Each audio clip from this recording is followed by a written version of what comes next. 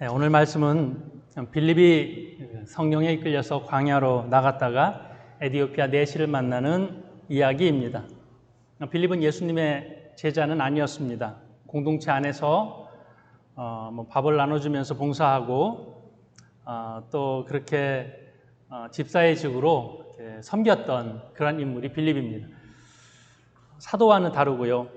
사도들은 핍박이 있을 때 예루살렘을 떠나지 않았는데 사도행전에서 빌립은 목숨을 구하기 위해서 예루살렘을 떠납니다. 7명의 집사 가운데 한 사람이었던 빌립이 스데반이 돌에 맞아 죽는 것을 보면서 사마리아로 피신을 갔습니다. 다른 사람들이 흩어졌기 때문에 또 다른 믿는 사람들이 예루살렘을 떠났기 때문에 그 무리 속에서 빌립도 예루살렘을 떠났던 것 같습니다. 우선 생명을 건지는 것이 빌립에게는 중요했던 것 같습니다. 그런데 감사하게도 사마리아에서 좋은 열매를 거두었습니다. 많은 기적이 일어났고 많은 사람들이 변화되었습니다. 낯선 땅에서 이룬 성공의 열매라고 할 수도 있겠습니다. 그런데 성령님은 거기에 머무르게 하지 않으시고 또 다른 곳으로 가게 하십니다. 그곳이 광야입니다. 순간 빌립은 잘못 들은 것으로 생각했을 것입니다. 이 정도 사마리아에서 성공했으면 이제 더 많은 사람을 변화시키기 위해서 광장으로 가라고 하든지 시장으로 가라고 하든지 그렇게 인도하실 법도 한데 이제 빌립을 이끌어서 광야로 가게 하십니다.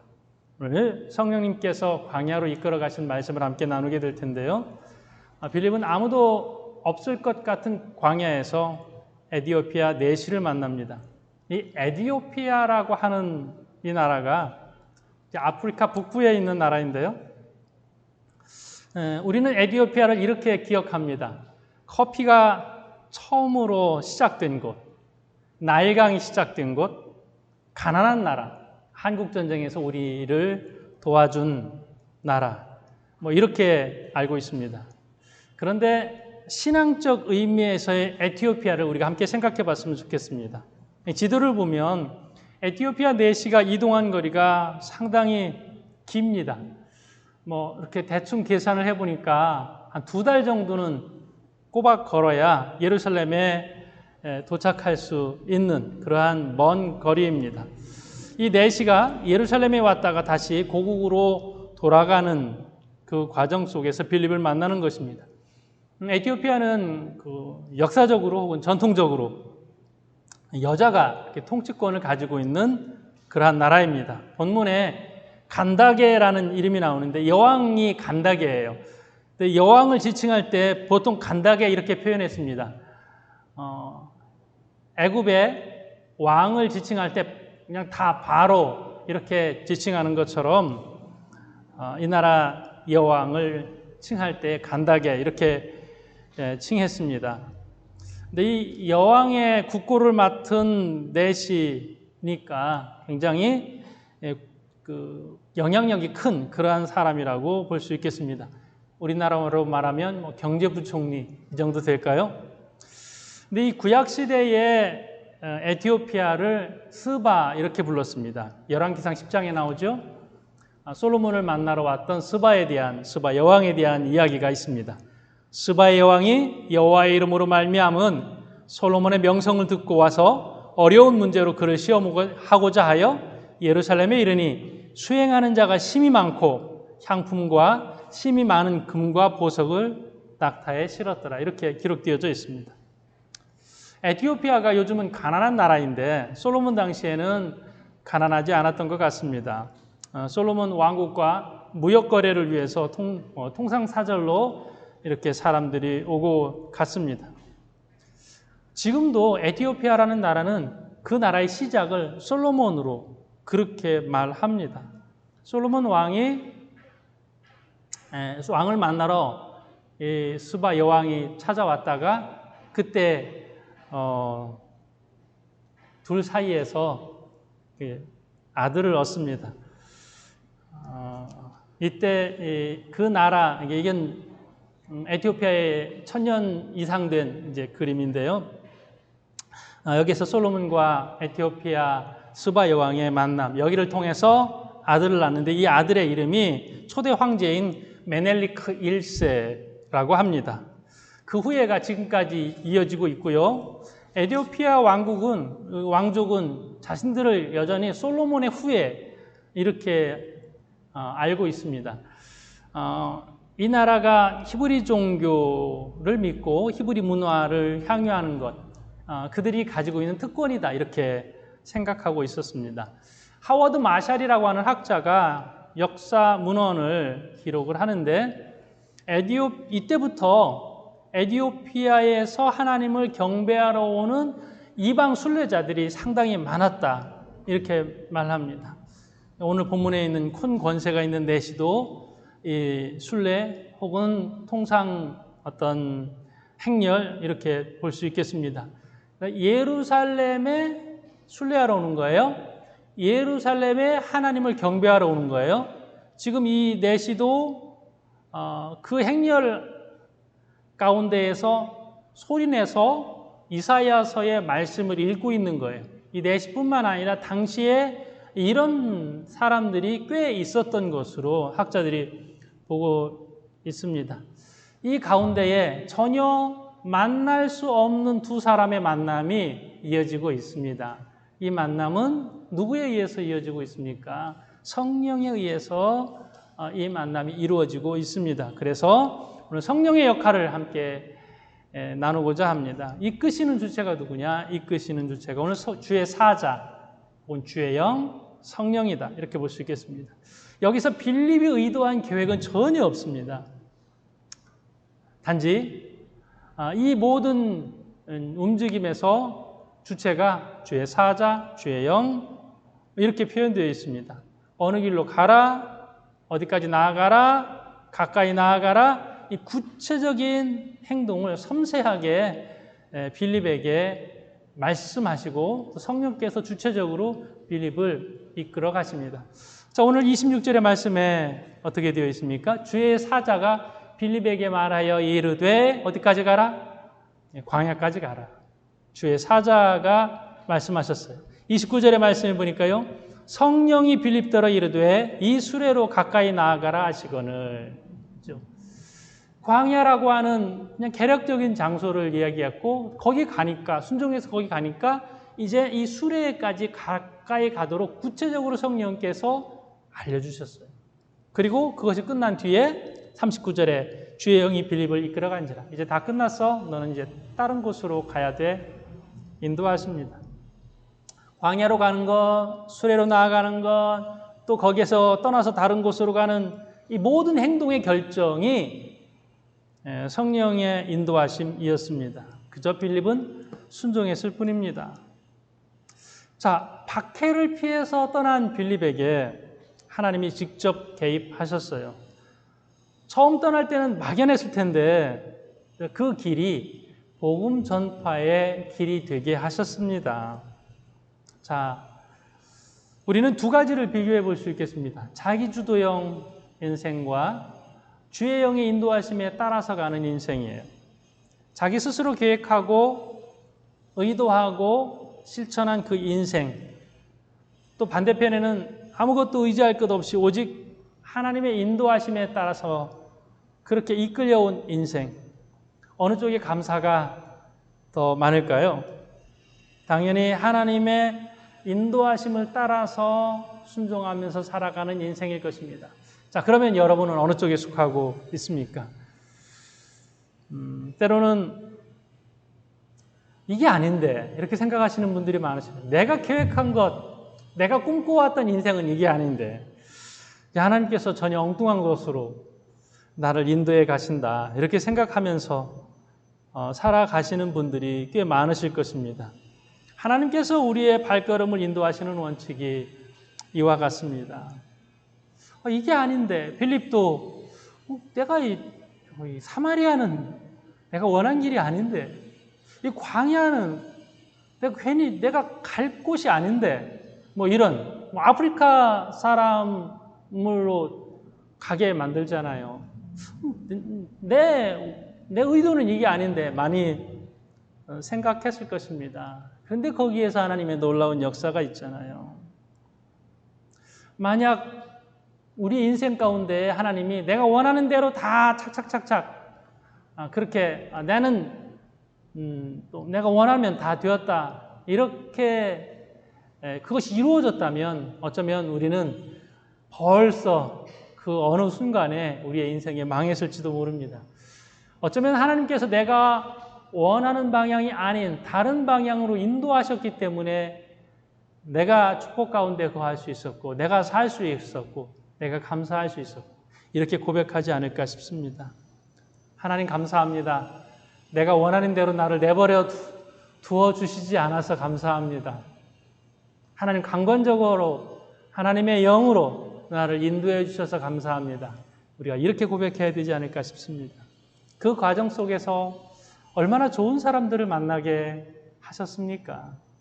그 과정 속에서 하나님 얼마나 나를 귀하게 도울 수 있는 그런 사람들을 만나게 하셨는지 또 때로는 그 과정 속에서 하마터면 큰일 날 수 있는 그런 위험 속에서 나를 막아주셨는지 그 주의 영의 인도하심을 하나하나 생각하면 또 감사하고 감사하게 됩니다. 구약에 보면 아브라함과 롯이 나옵니다. 두 사람이 똑같이 갈대아 우르에서 나오고 또 같은 인생의 여정을 이렇게 걸어가는 것 같은데 어느 순간에 나눠지게 됩니다. 자, 롯은 자기의 뜻대로 자기의 길을 가고 또 아브라함도 그의 길을 갑니다. 그런데 결과는 롯은 그가 살았던 터전인 소돔과 고모라가 완전히 멸망하는 것을 보게 되고 또 후대로 기억할 때 롯을 우리가 어떻게 기억합니까? 참 불행한 사람 이렇게 롯을 기억할 것입니다. 그의 후손을 또 보더라도 롯의 자녀 자손 참 이렇게 될 수 있나 싶을 정도로 불행한 가문으로 우리가 기억합니다. 그러나 아브라함은 믿음의 조상으로 우리에게 기억됩니다. 출발은 비슷한 것 같은데 결과가 전혀 다릅니다. 자, 그런데 그 안에서 우리가 두 문장을 이렇게 비교해 볼 필요가 있습니다. 롯은 자기 눈을 들어서 결정하고요. 아브라함은 하나님이 눈을 들어서 보게 하시는 것에 따라서 결정했어요. 자, 창세기 13장 10절의 말씀을 보면 이에 롯이 눈을 들어 요단 지역을 바라본 즉 소알까지 온 땅에 물이 넉넉하니. 자, 이 창세기 13장 10절에서 롯이 눈을 들어서 자기 주도적으로 그것을 바라보고 이끌고 갑니다. 그런데요, 13장 14절에 보면 아브라함에 대한 이야기가 나옵니다. 롯이 아브라함을 떠난 후에 여호와께서 아브라함에게 이르시되 너는 눈을 들어 너 있는 곳에서 북쪽과 남쪽 그리고 동쪽과 서쪽을 바라보라. 자, 여기에서 주체는 자기가 눈을 들어서 바라보신 것이 아니라 하나님이 보게 하셨어요. 자, 이제 아브라함아 너는 눈을 들어서 동쪽과 남쪽과 북쪽과 서쪽을 바라보라. 예, 주체가 누굽니까? 하나님이에요. 하나님이 아브라함의 눈을 들어서 보게 하셨어요. 그러니까 아브라함은 자신의 미래를 온전히 하나님께 맡기게 된 것입니다. 출발은 비슷한 것 같은데 결과는 너무나도 확연하게 차이가 있습니다. 우리의 인생 과정이 이렇습니다. 하나님께서 위기 때마다 손잡아 주시고 나를 밀어주시고 나를 붙잡아 주셨습니다. 그저 하나님의 인도하심입니다. 하나님께서 인도해 주셨습니다. 오늘 우리가 이 고백을 해야 되는 것입니다. 우리의 인생은 어떻게 되어야 되겠습니까? 내가 눈을 들어 바라보는 인생이 아니라 하나님께서 눈을 들어 바라보게 하신 것을 바라보면서 그렇게 나아가는 인생, 성령이 주체적으로 이끌어 가시는 인생이 우리의 인생이 되어야 될 줄로 믿습니다. 또 하나는 자, 여기 보면 하나님께서 오랫동안 준비하셨다. 이것을 함께 우리가 봐야 되겠습니다. 자, 빌립을 통하여서 광야로 가라. 이건 즉각적인 결정인 것 같습니다. 빌립이 아프리카 흑인을 만났습니다. 이게 우연히 이루어진 사건이다. 이렇게 보지 않고요. 하나님께서 오랫동안 준비해 오신 일이에요. 어쩌면 빌립이 태어나면서부터 하나님께서 준비하신 것이 아닐까 이 생각을 하게 됩니다. 빌립이라는 이름에서 알 수 있듯이 빌립은 헬라파 유대인입니다. 빌립이라는 이름 자체가 헬라적입니다. 유대인이지만 예루살렘에서 태어나지 않았습니다. 어쩌면 바울처럼 이방 땅에서 태어나 하나님을 믿는 그러한 사람이 아니었을까 봅니다. 자, 빌립은 히브리 종교에서도 잘 알지만 이방 철학, 헬라 언어 이런 것을 너무나도 잘 아는 헬라 문화권의 사람이 빌립입니다. 당시 통용되던 언어가 국제 언어가 헬라어인데 빌립이 헬라말을 너무나도 잘 합니다. 헬라말만 할 수 있으면 어느 나라든지 자유롭게 다닐 수 있는 시대였습니다. 자, 이 장점을 가지고 사마리아에 가서 복음 전하고 에티오피아 사람에게도 복음을 전합니다. 언어적인 장벽이 전혀 없이 복음을 전할 수 있게 되었습니다. 자, 그렇다면 오래전부터 하나님께서 빌립을 준비해 오셨다. 오늘 이렇게 우리가 고백할 수 있습니다. 어쩌면 예루살렘에 있을 때 빌립은 순수 혈통이 아니라는 것으로 또 순수 유대인이 아니라는 것으로 좀 불편한 마음을 갖지 않았을까 싶습니다. 뭐 헬라어 좀 잘한다고 그게 뭐 중요한가요? 영어 좀 잘한다고 혹은 따갈록 좀 잘한다고 그게 뭐 중요한가요? 이렇게 생각해 볼 수 있는데 예루살렘을 떠나고 나니까 이것이 너무 소중한 거예요. 고국을 떠나고 나니까 영어 잘한다는 것이 너무 중요한 거예요. 전에는 이 말을 사용할 때가 별로 없었는데 이제 이 말을 사용해서 복음을 전하는 것이 너무 소중한 것입니다. 아프리카 사람을 만나서 복음을 전하게 하신 하나님의 이 준비하심 이것이 너무 소중하다는 그런 마음을 이 본문을 통해서 갖게 됩니다.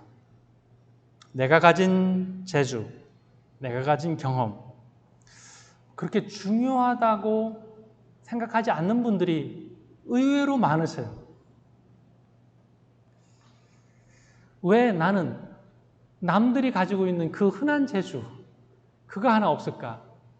그래서 하나님 나 다시 태어나면 저런 재주 하나 나 주세요. 이렇게 말씀하시는 분들도 계십니다. 그런데 하나님의 인도하심을 이렇게 따라가다 보면 하나님의 준비하심에 너무 감사하게 됩니다. 내가 이런 것도 할 수 있구나. 하나님께서 나에게 이렇게 준비해 오셨구나. 이것에 대해서 감사하는 것이 신앙이에요. 하나님 자꾸 나 새로운 거 주세요. 나 새로운 거 배우고 싶어요. 이런 것을 추구해 가는 것이 아니라 과거의 삶 속에서 과거의 학업이나 경험 속에서 이제는 자연스럽게 나에게 배어져 있는 그것 하나님은 그것을 통하여서 하나님께 영광 돌리라고 하세요. 힘들이지 않고 내 언어로 말할 수 있는 것 내 몸에서 쉽게 할 수 있는 습득된 것 하나님 그것을 통해서 놀라운 일을 하시거든요. 빌립을 통하여서 에티오피아가 복음의 국가가 되도록 이끌어 가시는 하나님의 은혜가 여기 있는 것을 보게 됩니다. 자, 여기서요 빌립은 아프리카에 가서 회개하라 복음을 믿으라 이렇게 하지 않았어요. 그냥 아프리카에서 온 한 사람에게 전도했습니다. 이 단순한 과정 속에서 하나님의 일하심을 보게 되는 것이죠. 자, 그래서 우리는 지금 나라를 떠나 있습니다. 또 코로나19로 인하여서 많은 부분들에 제약이 있습니다. 어떤 부분들은 너무 답답하고 어떤 부분들은 너무 힘듭니다. 그러나 이 모든 것을 다 아우러서 이 모든 것이 합력하여서 하나님께서 계획하시고 뜻하신 바를 우리가 분명히 믿고 감사하고 또 빌립처럼 보내신 그 자리에서 귀하게 쓰임받아야 할 줄로 믿습니다. 우리가 한 가지 더 생각해 보고자 하는 것은요. 하나님은 한 사람을 통하여서 복음이 전파되게 하셨다는 것입니다. 그러면 그 중요성은 잘 알고 계시죠? 한 사람의 중요성. 한 사람이 예수를 믿음으로 말미암아서 직접 빌립이 가지 않아도 되었어요. 바울이 유럽을 복음 전파할 때는 3차 여행까지 쭉 하면서 유럽에 예수 그리스도의 복음을 전파했습니다.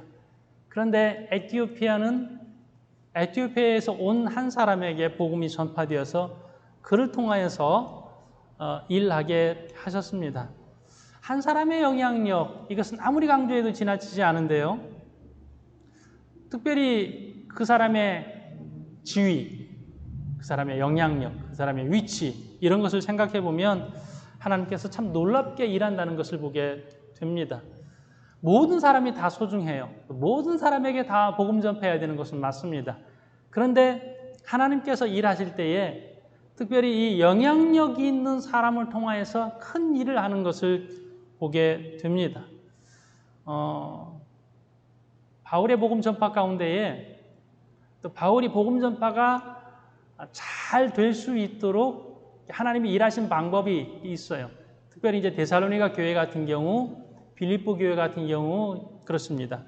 사도행전 17장 4절에 보면 데살로니가 교회가 이렇게 시작되고 있습니다. 그 중에 어떤 사람 곧 경건한 헬라인의 큰 무리와 적지 않은 귀부인도 권함을 받고 바울과 실라를 따르나. 자, 바울과 실라를 따른 사람 가운데에 경건한 헬라인이 있고요. 귀부인들이 있어요. 적지 않은 귀부인들. 이 사람들은 누구냐면 사회적으로 영향력이 상당히 컸던 사람들이에요. 그래서 데살로니가 교회가 아주 짧은 이 예수 믿은 기간에도 불구하고요. 그 지역을 뒤엎는 놀라운 영향력을 이렇게 행사하게 됩니다. 빌립보 교회도 마찬가지죠. 자주장사 루디아 한 여인을 통하여서 놀라운 일들을 하나님께서 하게 하셨고 교회가 세워지게 되었고요. 골로새 교회 같은 경우도 빌레몬이라고 하는 한 사람의 영향력이 아주 컸던 것을 보게 됩니다. 에티오피아 내시 고관입니다. 권세 있는 사람이었습니다. 그의 역할이 이제 고국으로 돌아갔을 때도 상당히 컸을 것으로 우리가 추측해 볼 수 있습니다.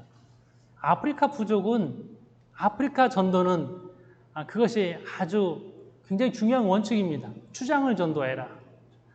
아무리 다른 사람들을 전도해야 추장이 노하면 그 부족은 예수 믿을 수 없는 것이죠. 그런데 추장한 사람이 예수 믿으면 그 부족 전체가 예수 믿게 되는 놀라운 일이 일어나게 되는 것이죠. 제가 2년 전에 아프리카 탄자니아에 가서 수요일 이렇게 말씀을 전한 적이 있습니다. 그때 물론 사람들이 많이 모일 거야. 저 사진으로 미리 보고 갔으니까 추측을 했는데 이렇게 많은 사람이 모일 줄은 몰랐어요. 그래서 선교사님한테 물어보게 됐습니다. 어떻게 이렇게 많은 사람이 모일 수가 있어요? 그랬더니 선교사님이 반도 안 온 거야. 수요일이라 했지 주일날은 더 많은 사람들이 모인다는 거예요. 앉아있을 곳이 없을 정도로 많은 사람들이 모이는데요. 이 이유가 지금 저 가운데 있는 분이 추장과 같은 분이에요. 그 전체 가문에 제일 영향력 있는 분이에요. 이분이 예수 믿는 장로님이세요. 교회를 지을 수 있도록 땅도 내놓고 고아원을 운영할 수 있도록 자기 땅 기증하고 헌신적이면서도 또 지역에 영향력이 있기 때문에 그 지역에 이 많은 사람들이 예수 믿으러 교회로 온다는 것입니다. 근데 교회가 이 교회만 있냐? 아니에요. 가다 보니까 다른 교회들, 조그만 교회들이 2개인가 이렇게 보였어요. 근데 사람들이 잘 모이지 않는다는 거예요. 이유가 하나예요. 추장이 어느 교회 나오냐. 이거였어요. 하나님의 선교 전략이에요. 물론 모든 사람들에게 복음을 전하는 것이 중요하지만 하나님께서 이렇게 선교 전략을 이끌어 가셨어요. 바울이 감옥으로 들어갔습니다. 시위대 사람들을 예수 믿게 했습니다. 또 높은 사람들을 만날 수 있는 일들이 많아졌습니다. 그러니까 당시 예수 믿는 사람이 9%밖에 되지 않았던 로마 제국을 기독교 국가로 선포하게 만든 것이죠. 어떤 사회적 지위 있는 사람들이 예수를 믿었냐 하는 것이 이 차이점입니다. 자, 오늘 병거에 탄 사람 에티오피아 왕족 한 명인데 근데 일행이 없었던 것이 아니에요. 학자들에 의하면 한 70명 정도는 일행이 있었던 것으로 봅니다. 이렇게 여행하다 보면 강도를 만날 수도 있고 맹수를 만날 수도 있었기 때문에 여행하는데 70명 정도는 동원돼야 여행을 할 수 있었다고 합니다. 주님께서 이 한 사람 예수 믿게 하셨고요. 자, 오늘 말씀을 보면 당시에 성경을 읽을 때는 소리내서 읽었거든요. 소리내서 읽고 또 그냥 읽기만 하는 것. 빌립이 그 말씀을 해석해 줄 뿐만 아니라 이 말씀이 예수 그리스도에 대한 것이라는 사실을 분명하게 가르쳐 줍니다. 그리고 자원해서 세례 받겠다고 하는 것이죠. 세례 받고 고국으로 돌아갔습니다. 고국으로 돌아가서 복음을 잘 전파했을 것으로 우리는 추측해 볼 수 있습니다. 지금 에티오피아는 기독교 국가예요. 절반 이상이 예수 믿는 아프리카 기독교 국가입니다. 에티오피아 정교회에서는 사도행전에 나오는 에티오피아 내시가 자기들에게 기독교를 전해 주었다고 주장해요. 초기 기독교의 교부였던 이레네우스와 유세비우스에 따르면 이 내시가 에티오피아에 가서 복음을 전했다고 기록하고 있습니다. 중간에 공산 정권이 들어서서 핍박도 참 많이 받았는데 지금은 이제 아니고요.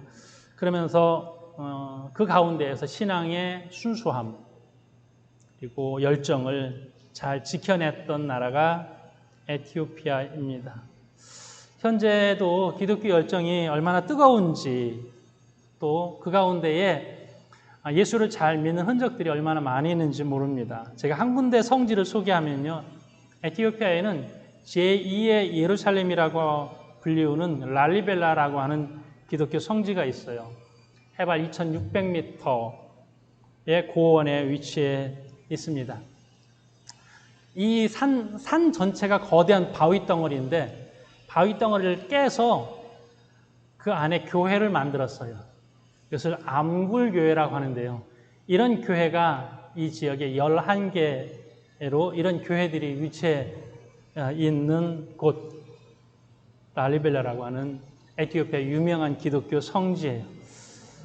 이런 그 건축물 하나 또 여기에서 내내 신앙생활 지금도 성경을 읽어가면서 이곳을 지키는 그런 사람들이 있거든요. 이런 것을 보면서 에티오피아의 신앙 전통이 참 소중하다 이런 생각을 하게 됐습니다. 한 사람으로 말미암아 2000년간 교회가 잘 유지되어 왔습니다. 이 사람의 마음을 연 것, 우선 이 사람에게 가서 복음을 전하게 하시고 말씀을 깨닫게 하시고 세례받게 하시고 변화되어서 자기 고향으로 가서 복음을 전하게 한 이 모든 것, 기가 막힌 우연이라고 할 수도 있겠지만 이 모든 것을 주관하신 분이 성령님이십니다. 빌립이 한 걸음 한 걸음을 통하여서 이 모든 역사를 이루게 하셨습니다. 오늘 우리의 삶도 마찬가지입니다. 성령께서 인도해 주십니다. 말씀해 주십니다. 때로는 더 포괄적으로 알려주시기도 하시고 때로는 구체적으로도 알려주시기도 하시고 때로는 과감하게 어떤 일을 시행하게도 하십니다. 우리가 성령의 인도하심을 따라서 나아갈 때에 빌립처럼 놀랍고 귀하게 쓰임받게 될 줄로 믿습니다. 나와 함께 하시는 주의 영, 그 영의 모든 말씀에 순종하며 따라가는 저와 여러분이 되시기를 주님의 이름으로 축복합니다.